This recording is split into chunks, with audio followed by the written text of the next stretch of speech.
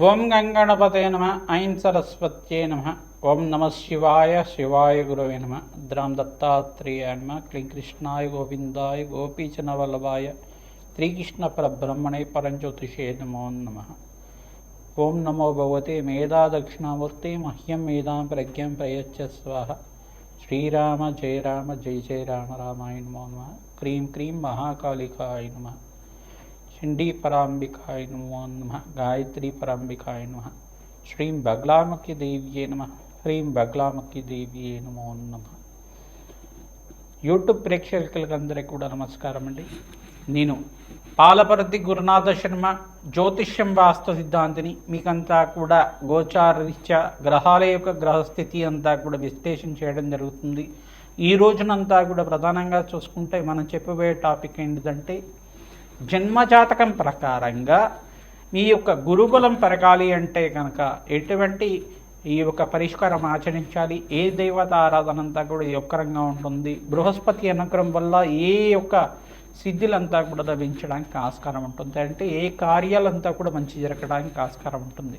ప్రధాన బృహస్పతి గురించి చెప్పుకోవాలి అంటే కనుక బృహస్పతి గ్రహం అంతా కూడా అత్యంత శుభగ్రహంగా చెప్పడం జరుగుతుంది. బృహస్పతి అంటేనే గురు కటాక్షం ఇచ్చేవారుగా చెప్పడం జరుగుతుంది.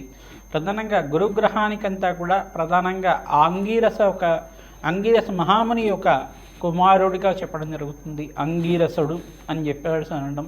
ప్రధానంగా బృహస్పతి అనుగ్రహం వల్ల రాజయోగం సిద్ధిస్తుంది. గురుకటాక్షం వల్లనే వివాహాది శుభకార్యాలు జరుగుతాయి. గురుబలం పెరగాలి అంటే కనుక జన్మజాతకంలో బృహస్పతి అంతా కూడా శుభమైన స్థానంలో యోగకరంగా ఉండాలి. ప్రధానంగా ఎవరి జాతకరీత్యా అయితే కనుక లగ్నస్థితిగా ఉంటే కనుక, లగ్నంలో బృహస్పతి ఉంటే కనుక రాజయోగ కారకుడిగా మారడం జరుగుతుంది. లక్ష దోషాలు పోతాయి అంటారు. ప్రధానంగా చూసుకుంటే బృహస్పతి అనుగ్రహం వల్ల సకల కార్యసిద్ధి కలగడానికి ఆస్కారం ఉంటుంది.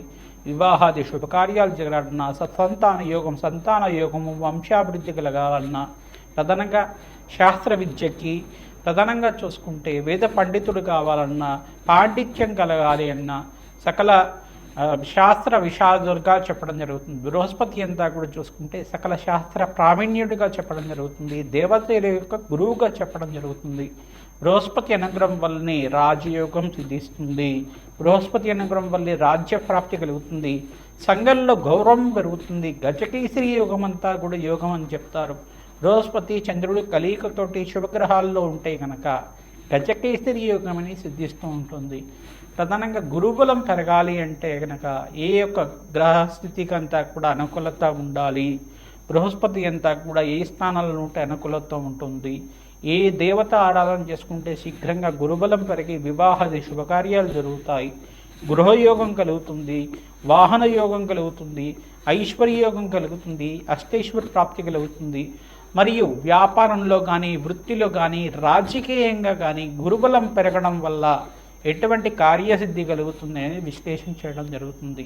బృహస్పతి అనుగ్రహం వల్లనే సకల కార్యసిద్ధి కలుగుతుంది. బృహస్పతి అంతా కూడా అత్యంత శుభగ్రహంగా చెప్పడం జరుగుతుంది, పుణ్యగ్రహంగా చెప్పడం జరుగుతుంది. బృహస్పతికి అంతా కూడా చూసుకుంటే లగ్నచక్రవశాత్తు లగ్నచక్రం నుంచి సప్తమ స్థానాన్ని వీక్షణ చేస్తూ ఉంటారు, పంచమ స్థానాన్ని వీక్షణ చేస్తుంటారు, నవమ స్థానాన్ని అంతా కూడా వీక్షణ చేస్తూ ఉంటారు. బృహస్పతి అనుగ్రహం వల్లనే కార్యసిద్ధి కార్యజయం కలగడానికి ఆస్కారం ఉంటుంది. రాజయోగం సిద్ధిస్తుంది, అష్టైశ్వర్య ప్రాప్తి కలుగుతుంది, వంశాభివృద్ధి కలుగుతుంది.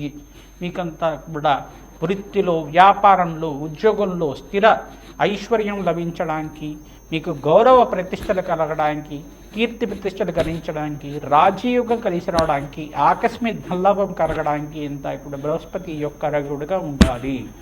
ప్రధానంగా ప్రతి ముహూర్త భాగంలో కూడా గురుబలం అనేది శ్రేష్టంగా ఉండాలి.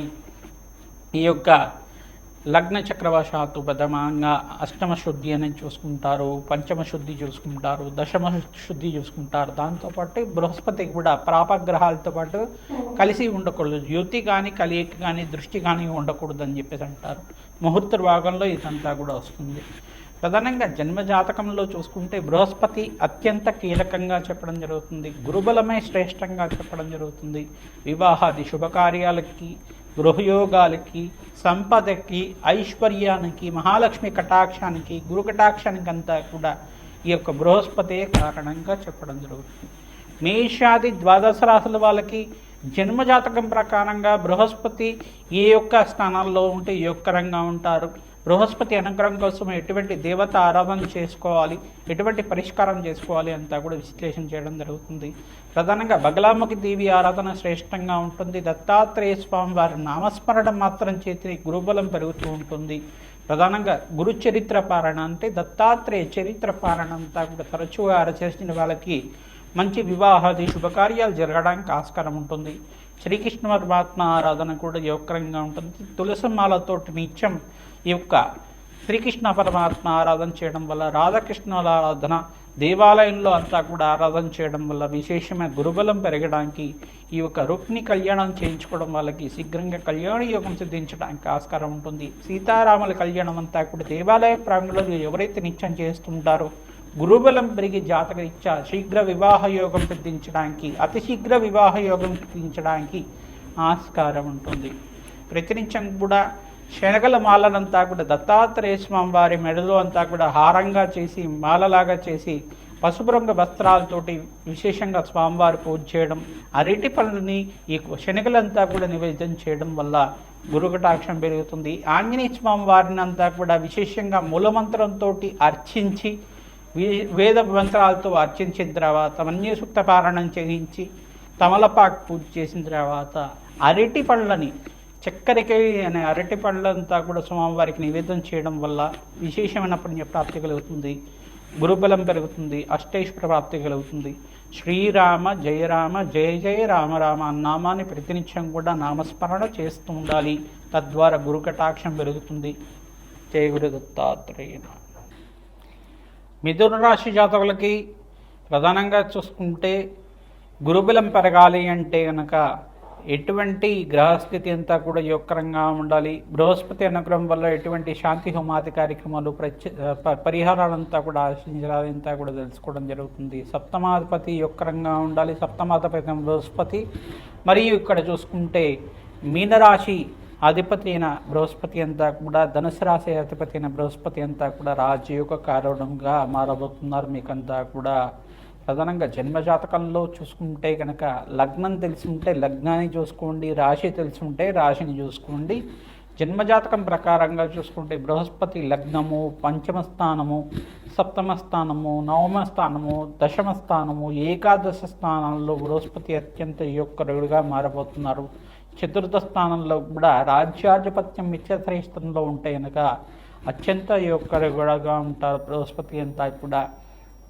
ఈ యొక్క బృహస్పతి అనుగ్రహం వల్లే సంతాన యోగము, సత్సంతానము మరియు మంత్రసిద్ధి అంతా కూడా లభించడానికి, శాస్త్ర విజ్ఞానం లభించడానికి, సంఘంలో గౌరవం పెరగడానికి, మంచి ఉద్యోగము వ్యాపారం అంతా కూడా సిద్ధించడానికి, ఐశ్వర్యోగం కలగాలన్నా, లక్ష్మీ కటాక్షం కలగాలన్నా బృహస్పతి అనుగ్రహం అత్యంత అనుకూలంగా ఉండాలి, మీకు అత్యంత బలంగా ఉండాలి.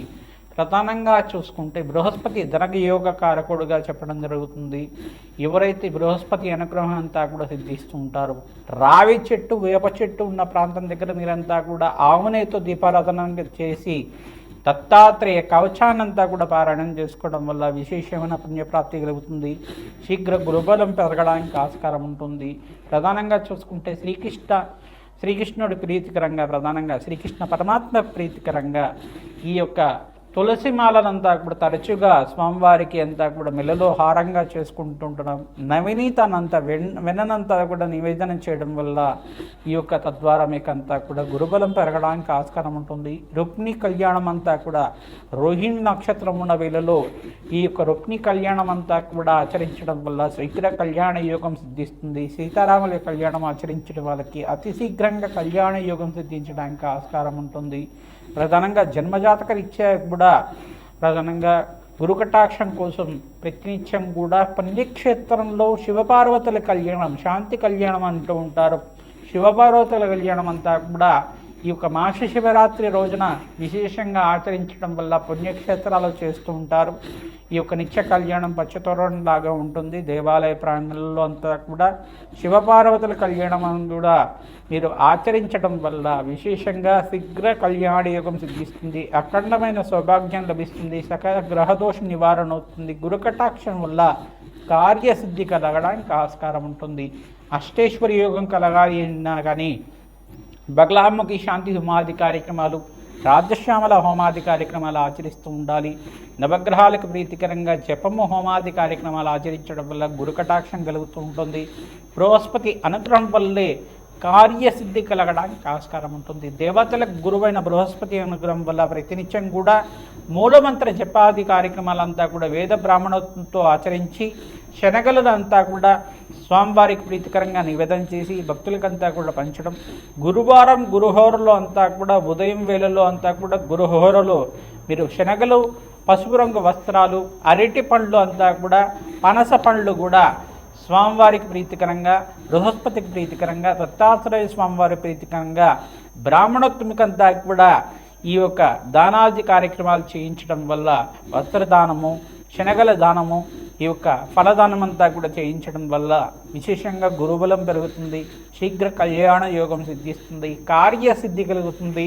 ప్రధానంగా ఎవరి జాతకరీత్యా అయితే కనుక మీరు రాజకీయంగా మంచి పలుకుబడి రావాలి అని చెప్పేసి భావిస్తున్నారో మీకంతా కూడా శీఘ్రంగా గురుబలం పెరగడానికి ఆస్కారం ఉంటుంది. విశేషంగా ఈ దేవతార్చన వల్లే మీకంతా కూడా గురుబలం పెరగడానికి ఆస్కారం ఉంటుంది. పాపగ్రహాలతో కలిసి ఉండకూడదు. యుతి కానీ దృష్టి కానీ లేకుండా ఉంటే జన్మజాతకంలో కనుక అత్యంత యువకుడిగా మీకంతా కూడా మారడానికి ఆస్కారం ఉంటుంది. సప్తమాధిపతి యువకరంగా ఉండాలి. అత్యంత శుభుడుగా చెప్పడం జరుగుతుంది. శ్రీమాత్రే నమః.